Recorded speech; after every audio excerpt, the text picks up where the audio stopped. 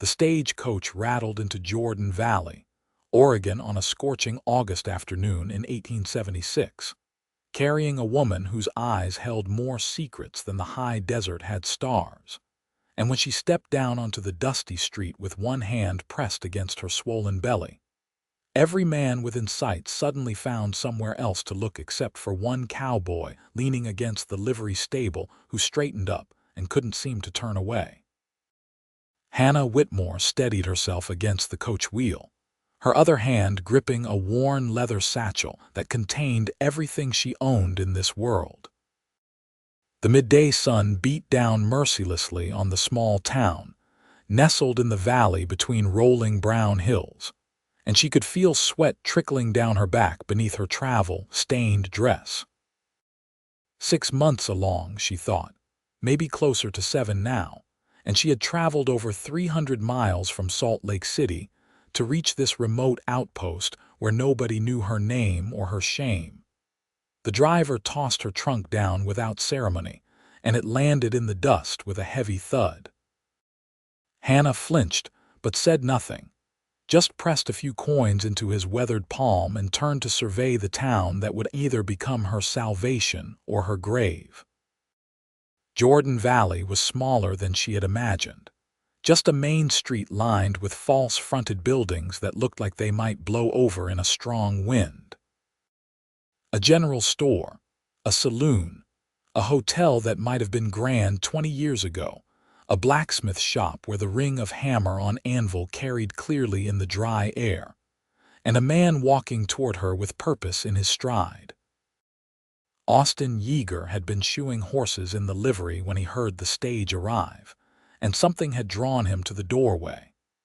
Maybe it was the way the afternoon light caught in the woman's dark hair, or maybe it was the proud set of her shoulders despite the obvious exhaustion in her face. Or maybe it was the fact that she was clearly with child and clearly alone, and every protective instinct he possessed had roared to life the moment he laid eyes on her. He was 26 years old, tall and lean from years of hard work, with sun-bronzed skin and light brown hair that perpetually needed cutting. His hands were calloused, his face honest, and his heart had been guarded for so long he had forgotten what it felt like to have it wake up the way it was waking up now. "Madam," he said, tipping his hat as he reached her. "Name's Austin Yeager.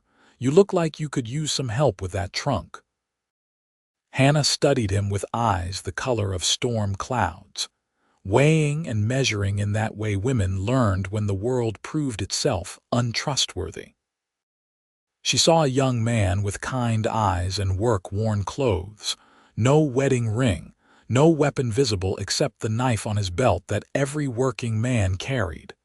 His face was open, concerned, and something about the directness of his gaze made her throat tighten.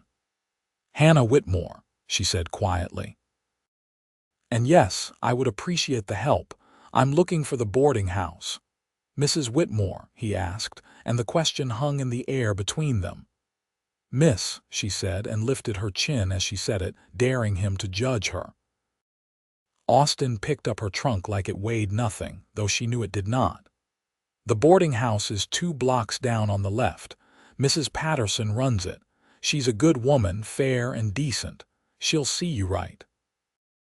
They walked in silence for a moment, Austin carrying the trunk and Hannah clutching her satchel. The few people on the street watched them pass with undisguised curiosity, and Hannah felt the weight of their stares like stones against her back. "How far along are you?" Austin asked, and his voice was gentle, conversational, as if he were asking about the weather. 6 months, maybe 7, Hannah said, surprised by her own honesty. "I'm not entirely certain. And the father, dead," she said flatly. It was not entirely a lie. The man who had done this to her was dead to her, even if his heart still beat somewhere in Salt Lake City.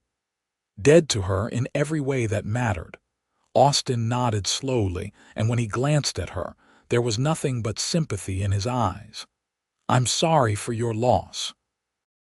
They reached the boarding house, a two-story structure with peeling white paint and a sagging porch. Austin set her trunk down by the steps and knocked firmly on the door. A woman in her 50s answered, plump and gray-haired, with sharp eyes that took in Hannah's condition immediately. "Mrs. Patterson," Austin said. "This is Miss Hannah Whitmore. She just came in on the stage and needs a room." Mrs. Patterson's expression was unreadable as she looked Hannah up and down. "I run a respectable establishment," she said carefully. "Yes, madam," Hannah said, meeting her eyes directly. "And I'm a respectable woman who found herself in unfortunate circumstances. I can pay for room and board for 3 months in advance, and I'm willing to work for my keep after the baby comes. I can cook, clean, so keep books. Whatever you need." The older woman studied her for a long moment, and Hannah felt her future balancing on the edge of a knife. Then Mrs. Patterson's expression softened slightly. "Can you read and write?" "Yes, madam. I was a school teacher in Salt Lake City. Were you now?" Mrs. Patterson opened the door wider. "Bring her trunk up, Austin. Second floor, room at the end of the hall. Miss Whitmore will discuss terms over supper. I serve at 6 sharp." Relief flooded through Hannah so intensely she felt dizzy. "Thank you, Mrs. Patterson. You won't regret this." "See that I don't," the older woman said, but her tone was not unkind. Austin carried the trunk upstairs while Hannah followed, trying not to show how exhausted she was from the long journey. The room was small but clean, with a narrow bed, a washstand, a chest of drawers, and a window that looked out over the brown hills beyond town. It was more than she had dared hope for. "Thank you, Mr. Yeager," Hannah said as Austin set her trunk at the foot of the bed. "You've been very kind." He turned to face her, his hat in his hands, and for a moment they simply looked at each other. Hannah felt something shift in her chest, something she had thought broken beyond repair. This man with his honest face and gentle hands, this stranger who had shown her more kindness in 10 minutes than she had received in months. "If you need anything," Austin said, "anything at all, I work at the livery stable. And I mean that, Miss Whitmore. This town can be hard on outsiders, especially on women in your situation, but you've got a friend here whether you want one or not." "Why?" The question escaped before Hannah could stop it. "Why would you help me? You don't know me. You don't know what I've done or what happened to me." Austin settled his hat back on his head and gave her a small, sad smile. "My mother died when I was 12. She was sick for a long time, and folks in our town turned their backs on us because they thought it might be catching. My father worked himself to death trying to take care of her and me and my sister. I learned young that kindness matters, Miss Whitmore. That's all the reason I need." After he left, Hannah sank down onto the bed and allowed herself to cry for the first time since leaving Salt Lake City. Not the bitter, angry tears she had shed when she realized what her situation meant, but something softer, something that felt almost like hope. The baby moved inside her, a flutter and roll that was becoming more pronounced each day. She placed both hands on her belly and closed her eyes. "We're going to be all right," she whispered. "We're going to make it, you and me." That evening, Hannah came down to supper promptly at 6 and found herself at a table with Mrs. Patterson, 2 older men who were permanent boarders, and a younger woman named Clara who worked at the general store. They were all polite but reserved, and Hannah could not blame them. She answered their careful questions honestly but without unnecessary detail. Yes, she was from Salt Lake City. Yes, she had been a school teacher. No, she had no family. The father of her child had died, and she had come to Jordan Valley to start over. Mrs. Patterson studied her throughout the meal, and when the others had finished and left, she poured Hannah another cup of tea and sat back in her chair. "I'll be direct with you, Miss Whitmore. This town needs a school teacher. The last one left 3 months ago to get married, and the children have been running wild ever since. If you can prove you know your letters and numbers, I can speak to the town council about hiring you. The position comes with a small salary and the use of the schoolhouse, which has living quarters attached. It's not much, but it would be yours." Hannah felt hope flare bright in her chest. "I would be honored, Mrs. Patterson. When can I meet with the council?" "Tomorrow afternoon. But I'll warn you now, there are some who will object to an unmarried woman with a child teaching their children. You'll need thick skin and a strong backbone." "I have both," Hannah said firmly. "This baby deserves a good life, and I'll do whatever it takes to provide one." The older woman nodded approvingly. "Austin Yeager spoke highly of you, though he'd only just met you. That boy has good instincts about people. He's had a hard life, but it hasn't made him hard. You could do worse than have him in your corner." Hannah thought about the young cowboy with the kind eyes, and something warm unfurled in her chest. "He seems like a good man." "One of the best," Mrs. Patterson agreed. "His sister Emma teaches piano to the children of the wealthy families over in Boise. He sends her money every month, even though she's married now and doesn't need it. That's the kind of man he is." That night, Hannah lay in her narrow bed and listened to the sounds of the town settling into sleep. Dogs barking in the distance, horses moving in their stalls, the low murmur of voices from the saloon down the street. She placed her hands on her belly and felt the baby moving. This child conceived in violence and carried in shame. This child she was determined to love enough for two parents. She thought about Austin Yeager and his offer of friendship. She thought about the possibility of teaching again, of having a purpose beyond survival. And for the first time since that terrible night 6 months ago when her employer had forced himself on her and destroyed everything she thought her life would be, Hannah allowed herself to imagine a future that might not be defined entirely by pain. The next morning, she woke early and dressed in her best dress, which was not saying much after months of hard travel and harder circumstances. She brushed her dark hair until it shone and pinned it up carefully, then studied herself in the small mirror above the washstand. Her face was thinner than it had been, her eyes shadowed, but there was determination in the set of her jaw. She looked like a woman who had survived, and that would have to be enough. The town council met in a back room of the general store at 2 in the afternoon.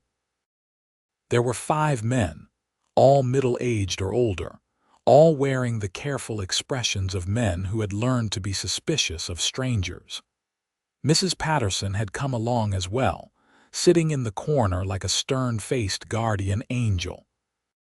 Hannah stood before them with her back straight and her chin up, answering their questions about her education and teaching experience. She had graduated from a teaching seminary in Philadelphia, she told them, and had taught for 3 years in Salt Lake City. She could teach reading, writing, arithmetic, geography, history, and basic science. She believed in discipline, but also in making learning engaging for children. One of the men, a rancher named Mr. Holbrook with a weathered face and calculating eyes, finally asked the question they were all thinking. "Miss Whitmore, you're clearly expecting a child and clearly not married. How do we know you'll be a good moral influence on our children?" Hannah had known this was coming, had prepared for it, but it still took everything she had to keep her voice steady. "Mr. Holbrook, I won't lie to you or make excuses. The child I'm carrying was conceived against my will by my employer in Salt Lake City. When I told his wife what happened, she threw me out with nothing but the clothes on my back. I have spent the last 3 months traveling here because I heard Jordan Valley needed a teacher, and I need a place where my child and I can build a life. I'm not asking for your pity or your forgiveness for something that wasn't my fault. I'm asking for the chance to do a job I'm qualified for and love doing. Your children need an education, and I need to provide for my baby. That's the truth of it. The silence that followed was deafening. Hannah watched the men exchange glances, saw Mrs. Patterson nodding approvingly in the corner, saw Mr. Holbrook's expression shift from judgment to something that might have been respect. Another council member, a banker named Mr. Templeton, spoke up. "How do we know you're telling the truth? How do we know you weren't just some loose woman who got caught?" Before Hannah could respond, the door opened and Austin Yeager stepped inside. "Excuse me, gentlemen, Mrs. Patterson. I heard the council was meeting and I wanted to speak on Miss Whitmore's behalf, if that's acceptable." Mr. Holbrook frowned. "This isn't really your concern, Austin." "Respectfully, sir, it is. This town has needed a teacher for 3 months. My friend Ben's children can barely read and his youngest is 8 years old. We're falling behind and these kids deserve better. Miss Whitmore is qualified, she's willing, and she needs the work. Seems to me that's about as straightforward as it gets." "And her situation?" Mr. Templeton asked pointedly. Austin's jaw tightened. "Her situation is that she's a woman who got dealt a bad hand and is trying to make the best of it. Any one of us could find ourselves in hard circumstances tomorrow. That's life out here. What matters is how we handle it, and Miss Whitmore has handled it with more grace and courage than most men I know would manage. If we're the kind of town that turns away good people because of bad things that happen to them, then we're not the kind of town I'm proud to live in." Hannah felt tears prick her eyes but blinked them back fiercely. She had not asked Austin to speak for her, had not even known he was aware of the meeting, but his words landed in her chest like a blessing. The council members deliberated for what felt like hours but was probably only minutes. Finally, Mr. Holbrook cleared his throat. "Miss Whitmore, we're prepared to offer you the teaching position on a trial basis. You'll start when the school term begins in 3 weeks. We'll pay you $12 a month and you'll have use of the schoolhouse and its quarters. If there are any complaints about your conduct or teaching, we'll reassess. Do you accept these terms?" "Yes," Hannah said, and her voice was strong and clear. "Thank you, gentlemen. You won't regret this." Outside in the bright afternoon sunshine, Hannah turned to Austin with tears streaming down her face. "You didn't have to do that." "Yes, I did," he said simply. "It was the right thing to do. I don't know how to thank you." Austin smiled, and it transformed his whole face, made him look younger and lighter. "Have supper with me tomorrow evening. There's a restaurant next to the hotel, nothing fancy, but the food's good. Let me buy you a meal and we can call it even." Hannah hesitated, her hand moving instinctively to her belly. "Mr. Yeager, I don't want you to feel obligated to me because of my circumstances. You've already been far kinder than I deserve." "Austin," he corrected gently. "And I'm not asking out of obligation, Miss Whitmore. I'm asking because I'd like to get to know you better. That's all. Just 2 people sharing a meal and conversation." She studied his face, looking for any sign of pity or condescension, but found only genuine interest and warmth. Something fluttered in her chest that had nothing to do with the baby. "Hannah," she said. "If you're going to call me Hannah, then you have to call me Hannah." "Hannah," he repeated, and the way he said her name made her feel like maybe, just maybe, she could be someone new in this place. Someone more than her past, more than her mistakes and misfortunes. "Then yes," she said. "I'd like that very much." The next 3 weeks passed in a blur of activity. Hannah threw herself into preparing for the school term, cleaning out the one-room schoolhouse that had sat empty for months, organizing books and supplies, planning lessons. The schoolhouse quarters were basic but adequate, just 2 small rooms with a wood stove, a bed, a table and chairs, and shelves for storage. Mrs. Patterson helped her move her few belongings from the boarding house, and several of the town's women, warming to her now that the council had approved her, brought donated furniture and household items. Austin was there almost every day, helping repair the broken window in the schoolhouse, fixing the wobbly legs on her table, chopping firewood to see her through the coming winter. He worked quietly and efficiently, never expecting thanks, never asking for anything in return. And in the evenings, they would sit on the small porch of the schoolhouse quarters and talk as the sun set over the brown hills. Hannah learned that Austin had been working at the livery stable for 4 years, saving money to eventually buy his own ranch. He was good with horses, patient and intuitive, and he loved the open country of eastern Oregon with a fierce devotion. He told her about his sister Emma, how proud he was of her success in Boise, how much he missed her since she had married and moved away. In turn, Hannah told him about her childhood in Philadelphia, the daughter of a seamstress who had died when Hannah was 15. She told him about her love of teaching, the joy she felt when a child's face lit up with understanding. She did not tell him the details of what had happened in Salt Lake City, and he did not press her, seeming to understand that some wounds were too raw to probe.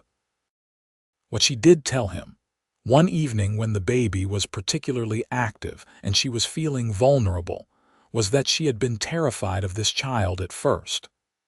Terrified of the constant reminder of that terrible night, terrified that she would not be able to love something born of violence. "And now?" Austin asked quietly. Hannah placed her hands on her belly, feeling the baby's movements beneath her palms. "Now I love this child more than I knew it was possible to love anything. This baby didn't ask to be created this way, didn't choose any of this. And I've realized that this child is mine, wholly mine, and nothing that happened before changes that. This baby will know only love and my name. That's a promise I've made." Austin reached over and gently covered her hands with his own, and the gesture was so tender that Hannah felt her breath catch. "Your child is lucky to have you as a mother," he said, "and I hope you know that neither of you will face whatever comes alone, not as long as I'm here." "Why?" Hannah asked, the same question she had asked that first day. "Why do you care so much about me and my baby?"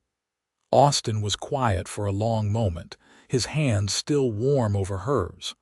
"I've been asking myself that same question," he admitted. "At first I told myself it was just the right thing to do, helping someone in need. But it's more than that now, and I think you know it is. From the moment I saw you step off that stagecoach, something in me recognized something in you, like calling to like. I know what it's like to feel alone in the world, to feel like you're carrying burdens too heavy to bear. And I know how much difference one person can make by just showing up and refusing to walk away." "I'm not looking for charity," Hannah said, but her voice was soft, uncertain. "I'm not offering charity," Austin replied. "I'm offering friendship. And maybe, if you'll let me, I'm offering the possibility of something more.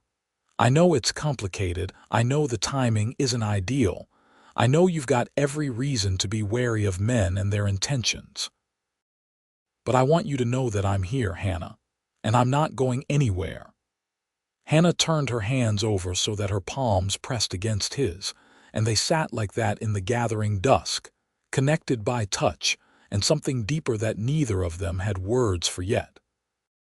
The school term began on a crisp September morning with 23 children ranging in age from 6 to 14. Hannah stood at the front of the classroom, her belly now unmistakably round beneath her dress, and introduced herself with confidence she did not entirely feel. The children stared at her with undisguised curiosity, and she could hear their whispered questions about the baby, about where she came from, about why she wasn't married. She addressed it directly, the way she had learned to address uncomfortable truths. "I know you've noticed that I'm going to have a baby," she said calmly. "And I know some of you have probably heard your parents talking about me. I want you to understand something important. Life doesn't always go the way we plan, and sometimes bad things happen to good people. What matters is not what happens to us, but how we respond to it. I chose to come here, to this town, to teach all of you, because I believe education is the most important gift we can give to the next generation. And I expect each one of you to work hard, behave respectfully, and do your very best. In return, I promise to teach you well and treat you fairly. Do we have an understanding? The children nodded, wide-eyed and surprisingly solemn, and Hannah felt something settle in her chest. She could do this. She could be both a mother and a teacher, both vulnerable and strong, both marked by her past and determined to shape her future. The days fell into a rhythm, teaching from 8 in the morning until 3 in the afternoon, preparing lessons in the evening, seeing Austin most nights when he would stop by after finishing work at the livery stable. They would eat supper together, simple meals that Hannah cooked or that Austin brought from the restaurant, and then they would talk for hours about everything and nothing. Hannah felt herself falling slowly and inexorably, though she fought against it at first. She had promised herself no more men, no more trust, no more vulnerability. But Austin was not like anyone she had known before. He was patient where others were pushy, gentle where others were demanding, present where others were absent. He asked for nothing but her company, and he gave freely of his time, his labor, his care. One evening in early October, when the air had turned cool and the first frost was threatening, Austin brought over a cradle he had built with his own hands. It was simple but beautifully crafted, smooth and solid, the wood sanded until it gleamed. Hannah stood staring at it, her hand pressed to her mouth, tears streaming down her face. "Austin, I can't accept this. It's too much." "It's a cradle," he said, setting it gently on the floor. "Every baby needs a cradle. Please, Hannah, let me do this for you." She crossed the room and wrapped her arms around him, burying her face against his chest. He held her carefully, as if she were something precious and fragile, and she felt the steady beat of his heart beneath her cheek. "I'm falling in love with you," she whispered, the words muffled against his shirt, "and I'm terrified." Austin's arms tightened around her. "I'm already in love with you," he said quietly. "Have been for weeks now, and I'm terrified too, but I think maybe that's how you know it's real." Hannah pulled back just enough to look up at him, and what she saw in his eyes made her breath catch. Love and longing and absolute certainty, despite all the reasons they should both be guarded and careful. "I come with complications," she said. "A baby that's not yours, a past I can't change, a reputation that's already damaged." "You come as you are," Austin said, cupping her face in his calloused hands. "And that's exactly who I want. You and this baby, Hannah, both of you, if you'll have me." "I'm due in 2 months," she said. "You don't have to commit to anything now. Wait until after the baby comes, see how you feel then." "I know how I'll feel," Austin said firmly, "but I'll wait if that's what you need. I'll wait as long as you want me to wait. Just promise me you'll think about it, about us, about what we could be." Hannah reached up and traced the line of his jaw with her fingertips, marveling at how familiar he had become, how essential. "I promise," she whispered. He kissed her then, soft and sweet and full of promise, and Hannah felt something in her chest that had been clenched tight for months finally begin to relax. The weeks that followed were the happiest Hannah had known in longer than she could remember. Teaching filled her days with purpose, and Austin filled her evenings with warmth and laughter and steady companionship. The baby grew stronger inside her, moving and kicking with increasing vigor, and Hannah found herself talking to the child constantly, telling stories about the day, about the students, about the man with the kind eyes who had built the cradle. The town, too, was warming to her. Parents reported that their children were learning more than they had in years, and Hannah's competence and dedication were winning over even her harshest critics. She had proven herself, not by hiding her circumstances, but by meeting them head-on with grace and determination. In mid-November, the first real cold snap hit Jordan Valley. Hannah woke one morning to find frost thick on the windows and her breath misting in the air. She built up the fire in the stove and dressed in layers, grateful for the firewood Austin had stacked high beside the house. She was 8 months along now, moving more slowly, tiring more easily, but still determined to teach until the baby came. The children were gentle with her, the older ones helping her carry heavy books or clean the blackboard, the younger ones drawing pictures of babies that they presented to her with shy pride. It was a cold Friday afternoon in late November when Hannah felt the first twinge. She was helping a student with arithmetic when a sharp pain seized her lower back, and she had to grip the edge of her desk to stay upright. The pain passed after a moment, and she told herself it was nothing, just her body preparing for what was to come. But an hour later, another pain came, stronger this time, and Hannah realized with a jolt of fear that the baby was coming early. She dismissed the children calmly, not wanting to alarm them, and sent the oldest girl to fetch Mrs. Patterson. Then she made her way slowly to her quarters, gripping furniture for support as another contraction rolled through her. Mrs. Patterson arrived within minutes, took one look at Hannah's face, and immediately took charge. "How far apart are the pains?" "Maybe 20 minutes, Hannah gasped. "I'm not sure." "First babies usually take a while," Mrs. Patterson said, helping Hannah to the bed, "but we need to get the doctor here just in case. Clara," she called out the door to the young woman who had accompanied her, "go fetch Dr. Morrison and find Austin Yeager at the livery stable. Tell him the baby's coming." The next hours were a blur of pain and fear and exhaustion. Dr. Morrison arrived, a gruff older man with capable hands, and confirmed that Hannah was indeed in labor. The baby was coming several weeks early, he said, but should be fine if all went well. If all went well. Those words echoed in Hannah's mind as the contractions grew stronger and closer together. She had not let herself think about the actual birth, about the danger inherent in bringing a child into the world, about all the things that could go wrong. Austin arrived as dusk was falling, his face pale but determined.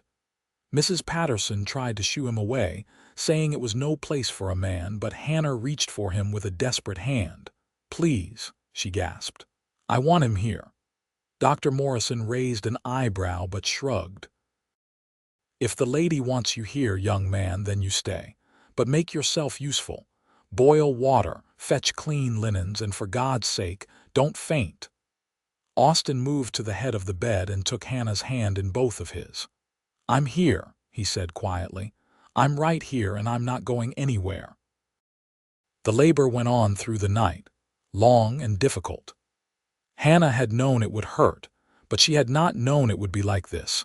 Pain that came in waves so intense she could not think past them, could not do anything but hold onto Austin's hand and try to remember to breathe.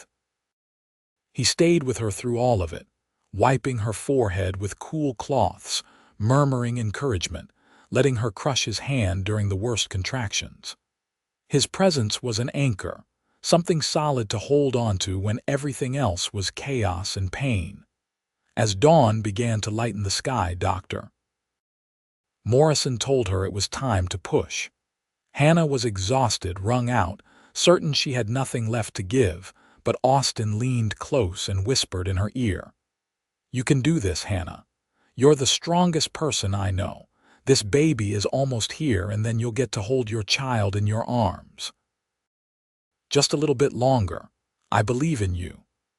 Hannah pushed with everything she had, and then pushed again, and finally, she heard the thin wail of a newborn baby. "It's a boy," Dr. Morrison announced, holding up a small, red, squalling infant.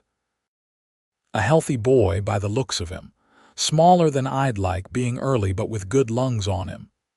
Hannah sobbed with relief as the doctor placed the baby on her chest, skin to skin.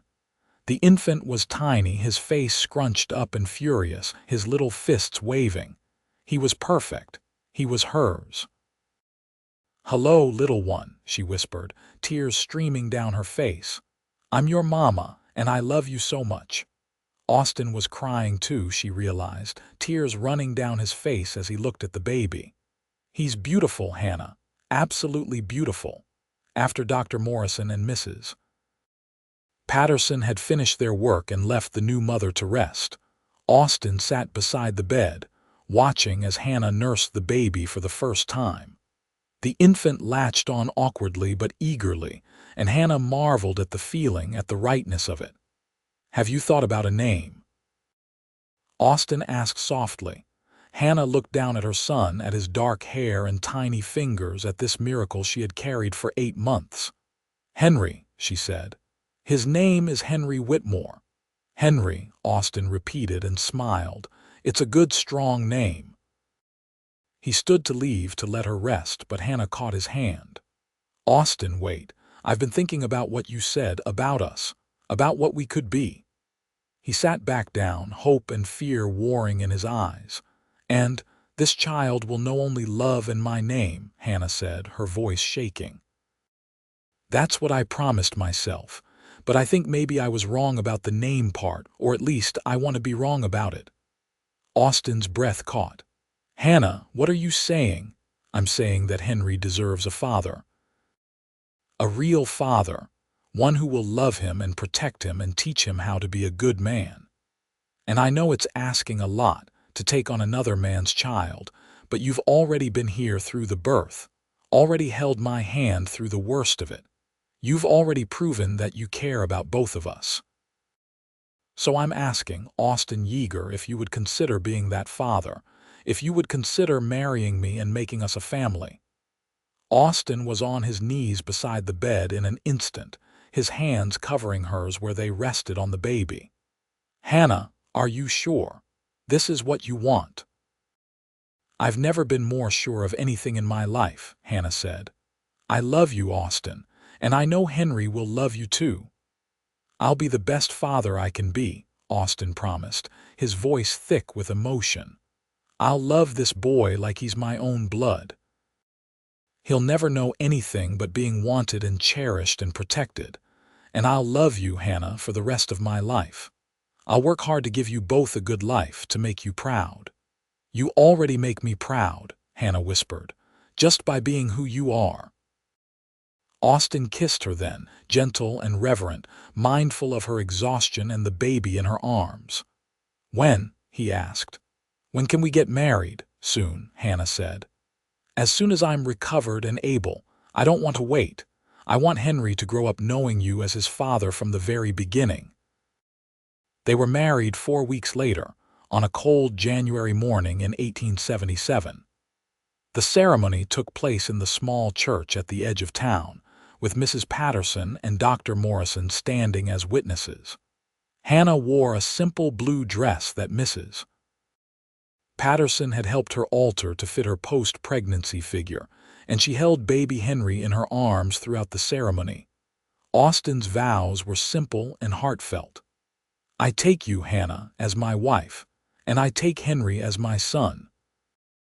I promise to love you both, protect you both, and work every day to be worthy of the trust you've placed in me. From this day forward, you're both mine and I'm yours for as long as we all shall live." Hannah's vows were equally simple. "I take you, Austin, as my husband and as Henry's father. I promise to love you, honor you, and stand beside you through whatever comes. You've already given me more than I ever thought I'd have. A home, a family, a future. I'll spend the rest of my life being grateful for the day you decided to help a stranger with a trunk." When Austin kissed her to seal their vows, baby Henry let out a little coo as if in approval, and everyone in the church laughed. After the ceremony, there was a small celebration at the boarding house. The townspeople who had been skeptical of Hannah when she first arrived now welcomed her warmly as Austin's wife. They brought food and gifts for the new family, and many offered Austin congratulations on his marriage and his instant fatherhood.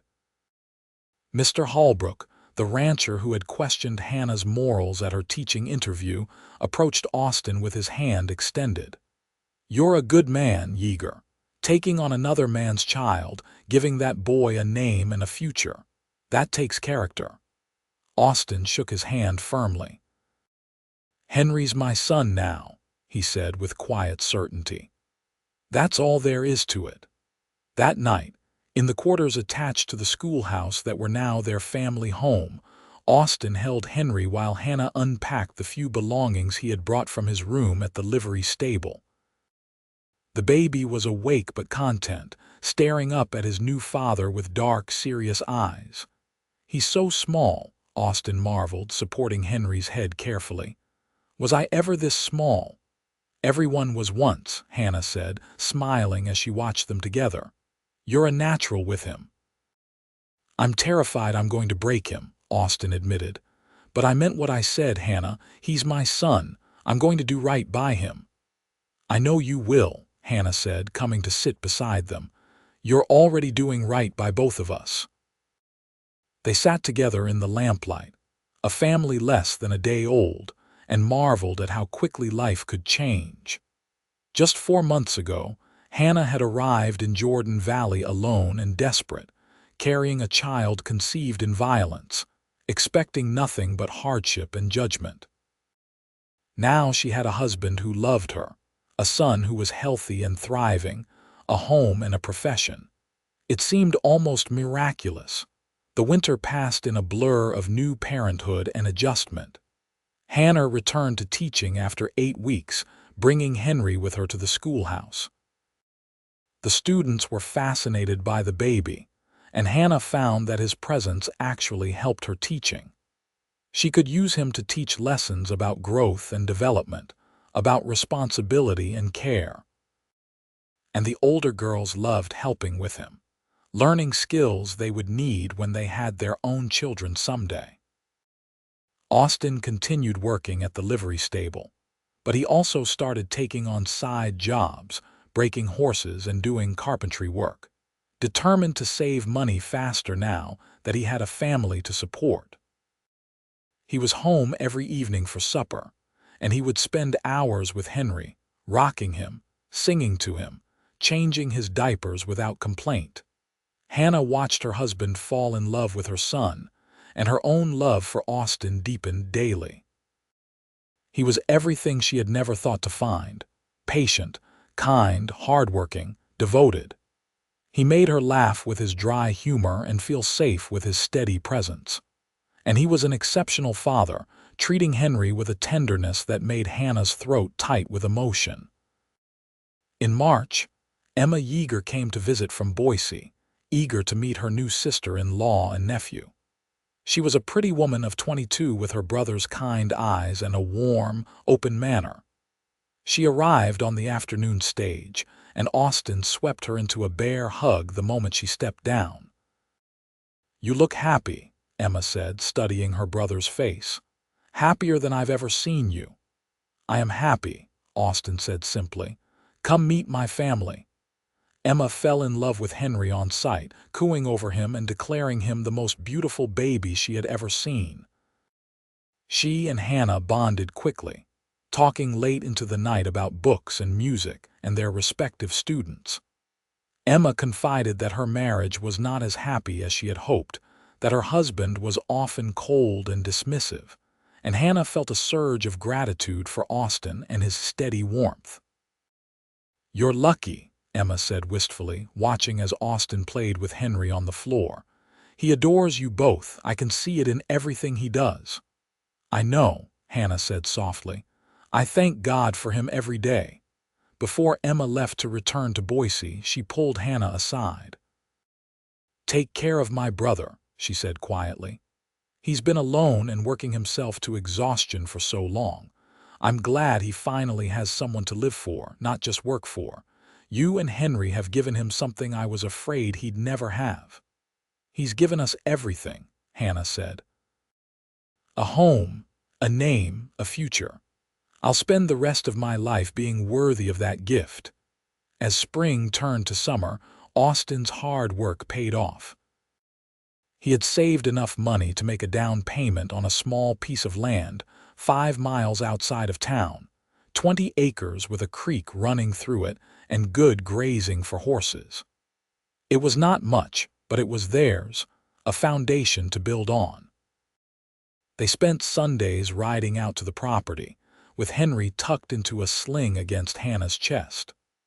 Austin would describe his vision for the future, pointing out where he would build a house, where he would put a barn and corrals, how he would develop it into a working ranch over time. "We'll need to stay in town for a few more years," he said, standing on a small rise overlooking the creek, "until I can afford to build a proper house and we can leave the schoolhouse. But this is our future, Hannah. This is what I'm working toward. A place of our own, where Henry can grow up with space to run and horses to ride and everything a boy could want." Hannah stood beside him, their sun warm against her chest, and looked out over the land that would someday be their home. "It's perfect," she said. "Absolutely perfect." That summer was idyllic. Hannah taught summer classes for the children who needed extra help. Austin worked long days at the livery and on side jobs, and Henry grew from a tiny infant into a robust baby with his mother's dark hair and a smile that lit up his whole face. He was a happy child, quick to laugh and slow to fuss, and he clearly adored Austin, reaching for him the moment he heard his father's voice. One evening in July, after they had put Henry to bed and were sitting on the porch watching the stars come out, Austin took Hannah's hand. "I want to adopt him," he said quietly. "Legally, I mean.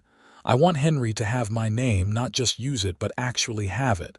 I want to be his father in every way, not just in our hearts, but on paper too." Hannah felt tears prick her eyes. "Are you sure?"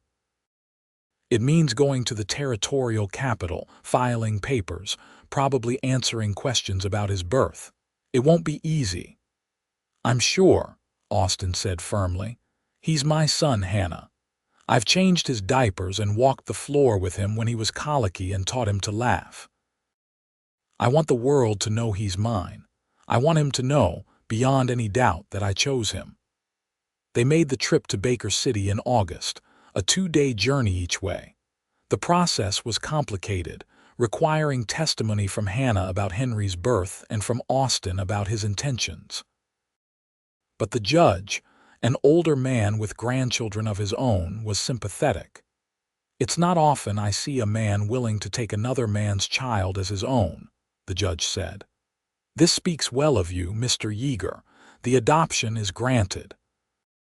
Henry Whitmore is now legally Henry Yeager, and you are his father in the eyes of the law." Austin held the official papers in his hands as they left the courthouse, and Hannah saw tears on his cheeks. "He's really mine now," he said wonderingly. "Legally, officially mine." "He was always yours," Hannah said, kissing him. "But I'm glad it's official now. This way, if anything ever happens to me, there's no question. He's your son."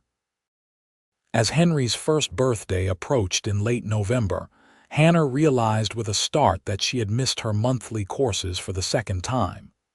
The familiar signs were there. The exhaustion, the slight queasiness in the mornings, the tenderness in her breasts. She was pregnant again. She told Austin on the evening of Henry's birthday, after they had celebrated with a small cake and watched their son smash his chubby fists into the frosting with gleeful abandon.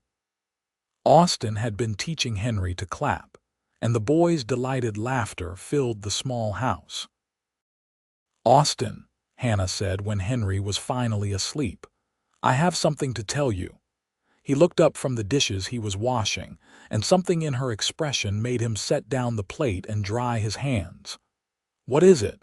"I'm pregnant," Hannah said, and watched emotions flicker across his face.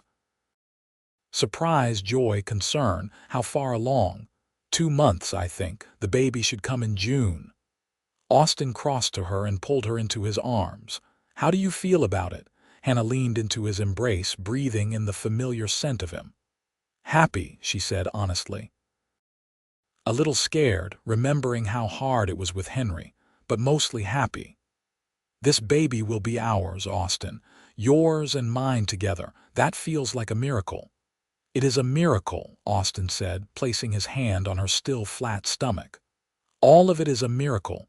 You, Henry, this new baby. I never thought I'd have a family of my own, and now I have everything I ever wanted. The pregnancy was easier than Hannah's first had been. She knew what to expect this time, and Austin was attentive to her every need, insisting she rest more and let him take on extra household chores. Henry was an active toddler now, walking everywhere and getting into everything, and Hannah found herself exhausted by evening. In January, Austin got a raise at the livery stable, and he immediately started planning improvements to their land. He spent weekends felling trees and preparing timber for the house he would build.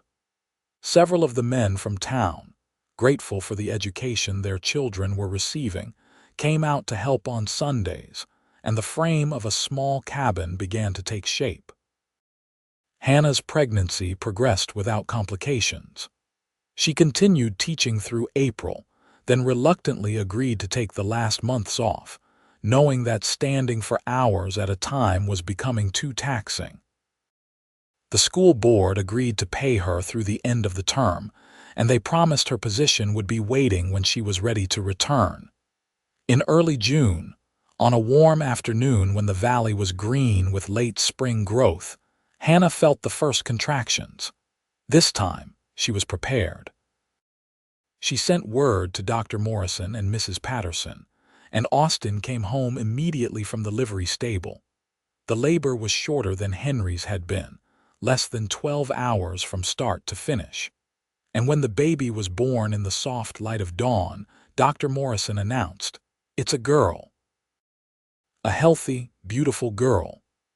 Hannah cradled her daughter against her chest, marveling at the shock of light hair, at the tiny perfection of her features. This child, conceived in love, born into a family that wanted her, carried none of the shadows that had clung to Hannah during her first pregnancy. "She looks like you," Hannah told Austin, who was staring at his daughter with awestruck wonder. "She's perfect," Austin breathed. "Absolutely perfect." They named her Sarah after Austin's mother. Sarah Jane Yeager, born June 8, 1878, a sister for Henry and a daughter for parents who loved her already. Henry, 16 months old now, was fascinated by his baby sister. He would pat her gently and try to share his toys with her, and Austin would laugh and lift him up to sit beside Hannah while she nursed Sarah. "You're a big brother now," Austin told him. "That's an important job. You get to help protect her and teach her things." Henry didn't understand the words, but he seemed to understand the sentiment, and he would lean over to kiss Sarah's head with sloppy toddler affection. That summer, the cabin on their land was completed. It was small, just 3 rooms, but it was solid and well built, with a stone fireplace and real glass windows and a porch that looked out over the creek. Austin and several of the men from town spent a week moving their belongings from the schoolhouse quarters to the new cabin. And on a warm July evening, the Yeager family spent their first night in their own home. Hannah stood on the porch with Sarah in her arms and Henry clinging to her skirts, watching as the sun set over the brown hills. Austin came up behind her and wrapped his arms around them all. "This is it," he said quietly. "This is everything I've been working for. My family in our own home on our own land. I never thought I'd have this, Hannah." "We're here because of you," Hannah said, leaning back against him. "Because you saw a pregnant woman get off a stagecoach and decided to help her. Because you chose kindness when you could have walked away. Everything we have, Everything we are started with that choice. No, Austin said, kissing the top of her head. It started when you chose to fight for yourself and your baby, when you chose to keep going despite everything that had happened. Your courage made all of this possible. They stood together as the stars began to appear, a family forged not by blood alone but by choice and love and determination. Inside the cabin, a fire crackled in the hearth, warming the rooms that would hold their dreams and their future. The years that followed were not without hardship. There were droughts that killed the grass and hard winters that tested their endurance. There were lean times when Austin had to take extra jobs to make ends meet, and there were illnesses that had Hannah up for days nursing sick children. But through it all, they had each other, and that made everything bearable. The ranch grew slowly but steadily. Austin developed a reputation for breaking horses that others couldn't handle, and ranchers from across the territory brought him their most difficult animals. He was patient and intuitive, able to calm even the most fractious horse, and he taught his methods to Henry as the boy grew older. Hannah continued teaching, now traveling into town 3 days a week while Mrs. Patterson or one of the neighboring ranch women watched the children. She loved her work and was good at it, and over the years she taught hundreds of children their letters and numbers. Henry grew into a sturdy, serious boy with his mother's intelligence and his father's steady temperament. He adored his little sister and was fiercely protective of her, and he followed Austin everywhere, learning everything his father could teach him about horses and ranching and being a good man. Sarah was a bright, spirited girl with light hair and laughing eyes. She was fearless in a way that terrified Hannah and delighted Austin, climbing trees and riding horses almost before she could walk properly. She had her father wrapped around her little finger, and she knew it. In the spring of 1881, Hannah found herself pregnant again. She was 32 now, and the pregnancy was harder than the previous 2 had been. Dr. Morrison warned her to take it easy, and Austin insisted she stop teaching for the duration.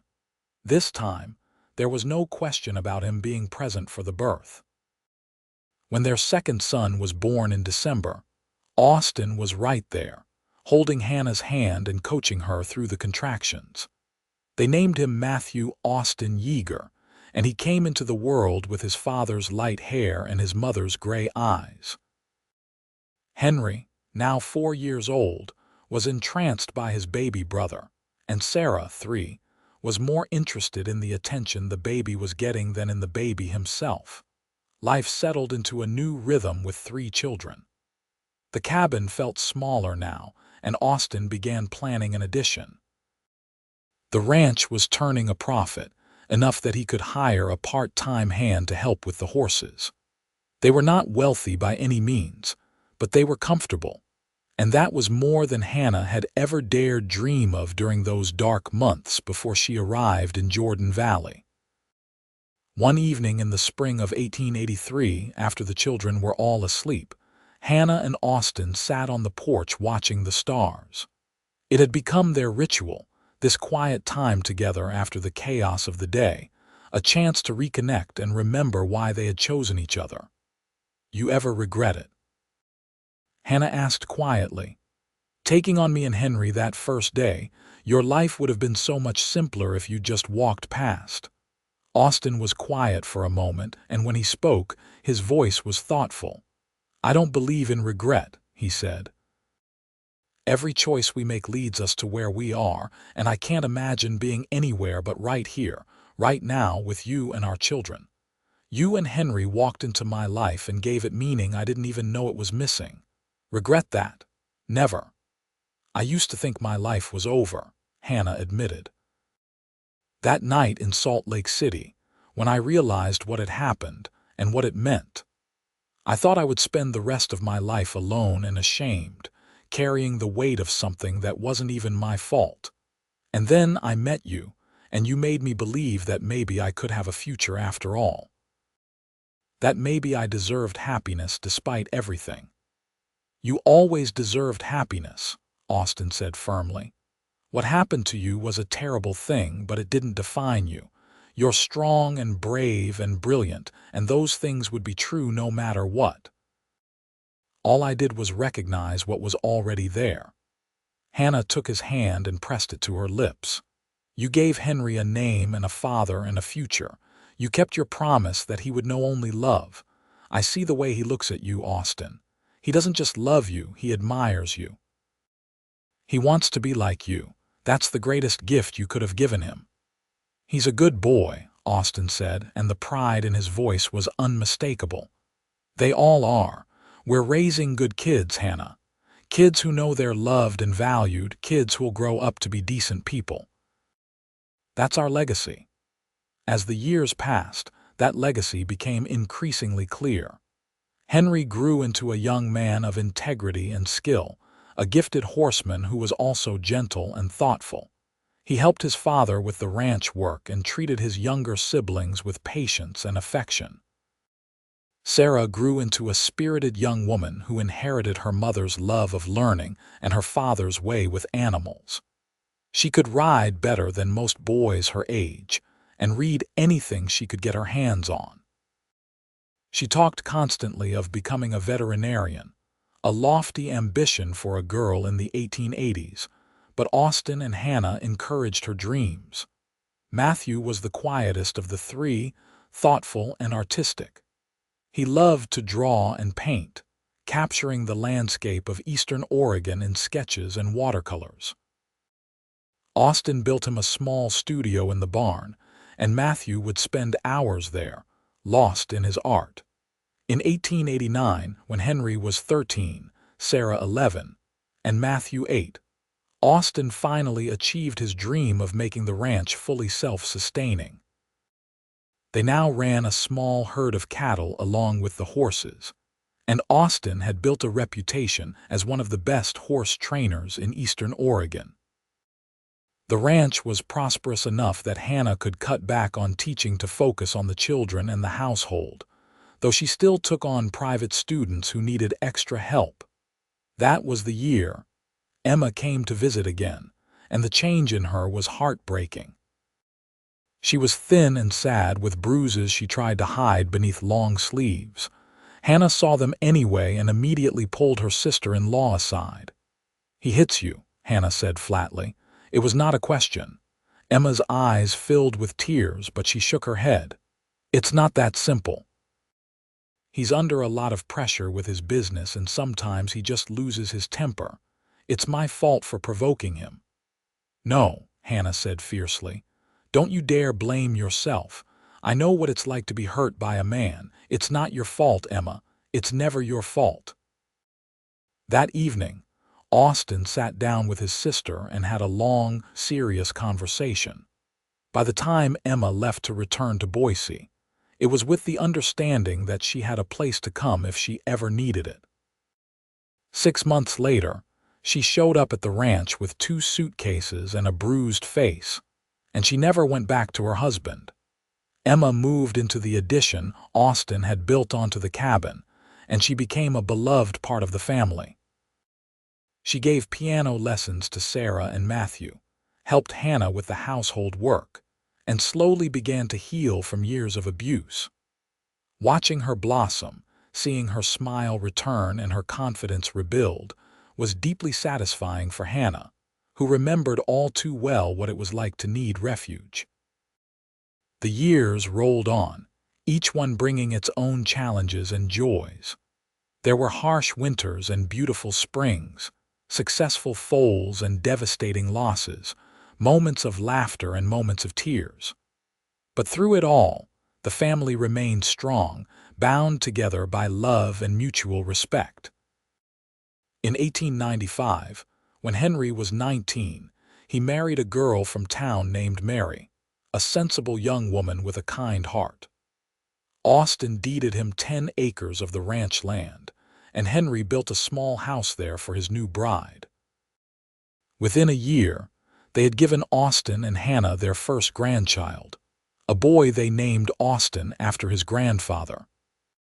Sarah, at 17, was preparing to leave for college in Portland, determined to pursue her dream of studying veterinary medicine despite the obstacles she would face as a woman in that field.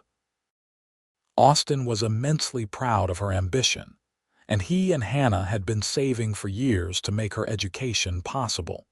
Matthew, at 14, was already selling his paintings to visitors who came through Jordan Valley. He had a rare talent, and Austin had contacted galleries in Portland and San Francisco about representing his son's work. Emma, now in her 40s, had found peace and purpose helping to raise her nieces and nephews. She never remarried, saying she had no interest in giving another man power over her life. But she was content in a way she never had been in Boise. One evening in the summer of 1896, Austin and Hannah celebrated their 19th wedding anniversary by riding out to the spot where Austin had first shown Hannah the land. They were both graying now, their faces lined by sun and work, but they rode together easily, comfortable in each other's presence after so many years. They dismounted by the creek and sat on the grass, watching the water flow past. Hannah leaned against Austin's shoulder and he wrapped his arm around her. "You remember the first time we came here?" Hannah asked. "Henry was just a baby and you were describing your vision for the ranch." "I remember," Austin said. "I remember thinking that I wanted to build something that would last, something that would give our children a foundation to build their own lives on. I think we've done that, don't you?" Hannah thought about their home, solid and weathered now, expanded over the years to accommodate their growing family. She thought about the barn and the corrals, the cattle and horses grazing peacefully. She thought about Henry and his wife and baby in their own house, about Sarah preparing for college, about Matthew painting in his studio. She thought about Emma, finally safe and happy after years of suffering. "Yes," she said softly, "we've built something beautiful. Not just the ranch, but our family, our life together. It's more than I ever dreamed possible." "Henry's 20 now," Austin said thoughtfully. "The same age you were when you arrived in Jordan Valley. Can you believe that?" Hannah shook her head. "It feels like yesterday and a lifetime ago all at once. I was so scared then, so desperate. And you were this cowboy with kind eyes who decided to help me for no reason except that it was the right thing to do. You gave me a purpose," Austin said. "You and Henry both. I had been drifting, just working and saving money, but not really living. You showed me what it meant to have something worth fighting for, worth building toward. You made me want to be the kind of man who deserved a family." "You were always that kind of man," Hannah said. "I just gave you the chance to prove it." They sat in comfortable silence as the sun began to set, painting the sky in shades of orange and pink. The creek burbled past, and somewhere in the distance, a meadowlark sang. It was a perfect moment, the kind that comes rarely in a life, when everything feels right and whole and exactly as it should be. "This child will know only love and my name," Austin said quietly, repeating the words Hannah had spoken so many years ago. "You kept that promise, Hannah. Henry has known nothing but love his entire life. We've made sure of that." "We kept it together," Hannah corrected. "You're the one who gave him your name, who taught him what it means to be a good man. He's turning out exactly like you, Austin, patient, kind, hardworking, devoted to his family." "That's your legacy." "It's our legacy," Austin insisted. "Everything we've built together." As they rode back to the ranch in the gathering dusk, Hannah reflected on the long journey that had brought her here. 20 years ago, she had stepped off a stagecoach in Jordan Valley, pregnant and terrified, expecting nothing but judgment and hardship. Instead, she had found a home, a family, a love deeper than anything she had imagined possible. She thought about the baby she had carried in fear and shame, wondering if she would ever be able to love a child conceived in violence. And she thought about the man that baby had become. Henry, her firstborn, now a father himself, a good man building a good life. A man who had indeed known only love and his father's name, just as she had promised. The ranch came into view as they crested the last hill, lights glowing warm in the windows. Hannah could see Sarah and Matthew on the porch, probably arguing about something inconsequential. Emma would be inside preparing supper, and Henry and Mary would likely join them soon with the baby. This was her life now. Not the life she had planned, not the life she had expected, but the life she had fought for and built with her own 2 hands and Austin's unwavering support. A life of purpose and meaning, of love and family, of hard work and deep satisfaction.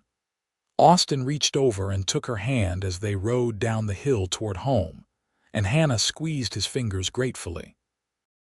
Everything good in her life had started with his kindness, with his decision to help a stranger when he could easily have walked away.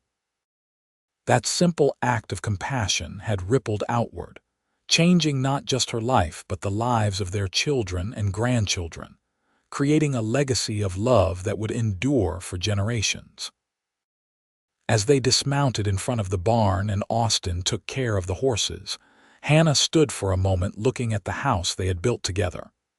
Through the window, she could see her family gathering for the evening meal, see the love and laughter that filled their home. This was what she had created, what they had created together, out of desperation and determination and a cowboy's kind heart. She thought about that terrified young woman who had stepped off the stagecoach 20 years ago, and she wished she could tell her that everything would be all right, that the baby she carried in fear would grow into a wonderful man, that the cowboy with the kind eyes would love her beyond measure, that she would build a life richer and fuller than any she had dared imagine, but perhaps she already had. Perhaps every moment of her life now, every kiss from her husband, every laugh from her children, every quiet evening on the porch was a message to that younger self. A promise kept, a life redeemed, a future claimed from the ashes of the past. Austin finished with the horses and came to stand beside her, following her gaze to the lit windows of their home. "What are you thinking about?" he asked gently. "How lucky I am," Hannah said simply. "How blessed we are.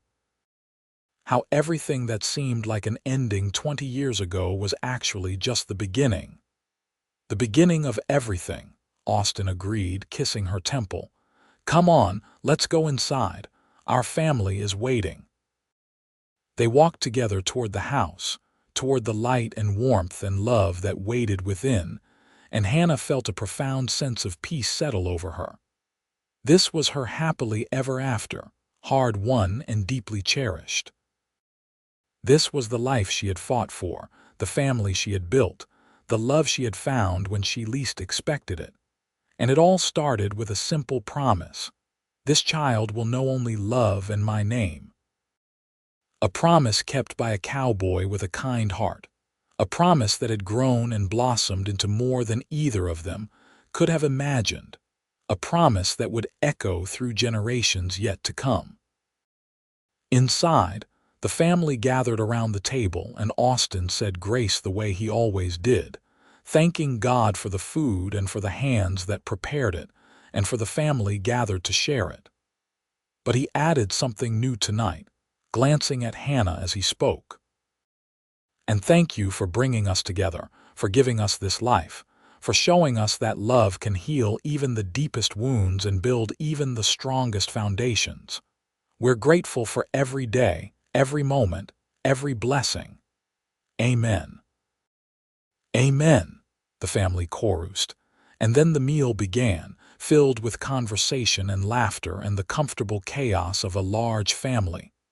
Later that night, after everyone had gone to their own rooms or homes, Austin and Hannah lay in bed together, fitting together the way they had for 20 years.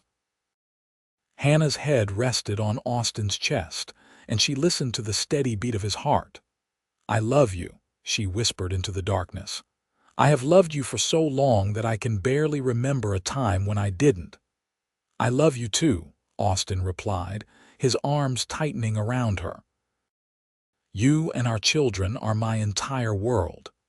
Everything I am, everything I do, it's all for you." They drifted off to sleep like that, wrapped in each other's arms, secure in the knowledge that they were exactly where they belonged. And outside, the stars wheeled overhead, the creek burbled past, and the high desert of eastern Oregon stretched out in all directions, vast and beautiful and full of possibility. The Yeager ranch stood solid against the night, a testament to determination and love, to a cowboy who had chosen kindness, and a woman who had chosen courage. Inside its walls slept a family bound not just by blood but by choice, by daily acts of love and sacrifice and unwavering commitment to each other. This was the legacy they would leave, not just land or buildings or money, but the example of a love that had conquered fear and shame and hardship.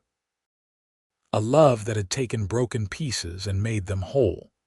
A love that had looked at a pregnant woman stepping off a stagecoach and said, "I will help you. I will stand beside you. I will make sure your child knows only love and my name." And that promise, made 20 years ago on a dusty street in Jordan Valley, Oregon, had become the foundation of everything beautiful that followed. It had become their family, their home, their life. It had become there forever. As the night deepened and the family slept, the ranch stood watch over them, solid and enduring, a shelter against whatever storms might come. Because that's what love does. It builds foundations. It creates shelter. It promises that no matter what comes, you will not face it alone. And in the bedroom where Austin and Hannah slept, where they had shared 20 years of joys and sorrows, triumphs and challenges, there hung a small framed document on the wall. It was the adoption papers from that trip to Baker City so many years ago, the legal declaration that made Henry Yeager in name as well as heart. Below it, in Hannah's careful schoolteacher script, she had written a single line. "This child will know only love and my name. Promise kept." And it was. Every single day, in every possible way, that promise was kept. Not just for Henry, but for Sarah and Matthew and the grandchildren and all the generations yet to come. The promise had become their family motto, their guiding principle, their legacy. Because that's what happens when a cowboy with a kind heart meets a woman with an unbreakable spirit. They build something that lasts. They create something beautiful out of pain. They prove that love, real love, the kind that chooses and commits and endures, can overcome anything. And they live happily ever after, not in some fairy tale sense where everything is perfect, but in the real, hard-won way that matters most. They build a life together, day by day, choice by choice, moment by moment. They weather the storms and celebrate the sunshine. They hold each other when things are hard and laugh together when things are good. They keep their promises. They love their children. They build their legacy. And when they're old and gray and looking back on the life they've created, they know with absolute certainty that every choice they made, every sacrifice they endured, every moment of joy they shared was worth it, because they found each other, because they chose each other. Because they built a family based on love and honor and unwavering commitment. And that, in the end, is the only happily ever after that really matters. The story of Austin and Hannah Yeager, the cowboy and the pregnant woman who stepped off a stagecoach, became legend in Jordan Valley. People told it to their children and their children's children. A reminder that kindness matters, that love can heal, that we all have the power to change someone's life with a single choice. And every time someone told the story, they always ended the same way. She came pregnant by another, and the cowboy said, "This child will know only love and my name." And he kept that promise every single day for the rest of his life.